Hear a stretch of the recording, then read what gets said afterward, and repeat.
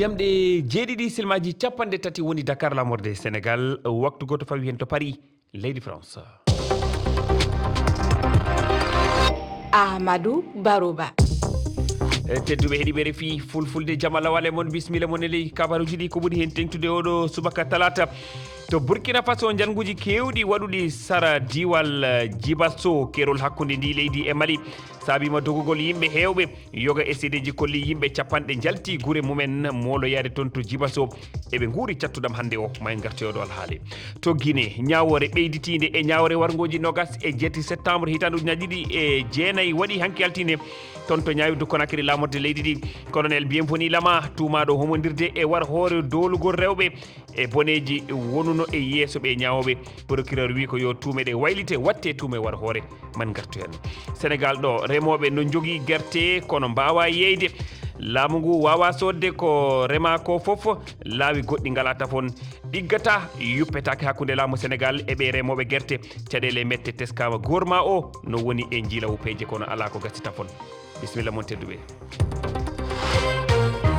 on calminama on juurama on jettama bisimilla mon e ley kabaruji ɗi hande ko talata balɗe 13 lewru wiyetedu janvier ɗemgal français hitande ujunaje ɗiɗi e nogas e jeegom to Burkina Faso e mayirde lewru 11 ɓuuru yawtuno ndu janguji mbaɗi e nder guure kewɗe gonɗe sara diwal Djibasso o diwan woni ko e kerol hakkude Burkina Faso e Mali ɗin janguji saabima dogdu yimɓe hewɓe e biyol yoga e seedeji ko capanɗe yimɓe jalti guure mumen ngam moloyade toon to diwal Djibasso o diwanuji e diwanuji goɗɗi kadi kono hande eɓe guuri gurdam cattuɗam keɗoɗen Allah Seyni Ba ɓiɓɓe diwan Djibasso ina guuri caɗele hande o debbo mo cuuɗɗen inde mum dogdi ko e ɓiɓɓe mum ɗiɗo omona haala guite makko ina beddo gonɗi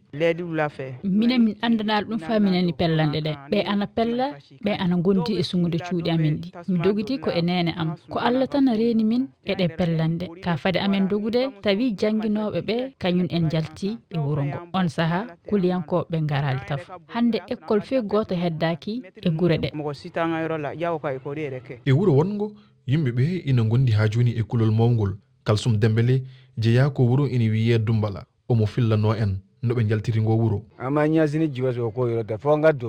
min jinnomi ko yahde Noura walla Djibasso kono ɓe cali min gari ha e wuuro Sara Mali min goni ɗon min jinnomi ko ruttade e nder Burkina kono ɓe gondunomi ɓe mbijo min patta ha koreji amen ɗi gara ko balɗe tati caggal ɗum jiitumi joom suudu am o guila e balɗe hande ɓesgu Djibasso nana holla mette mum e ngakkere jokkodiral leyɗele Mali e Burkina ngam habde e ɓe kulyankoɓe seedeɓe hewɓe kolli wonde gonka ka e nder o nokku ina satti sanne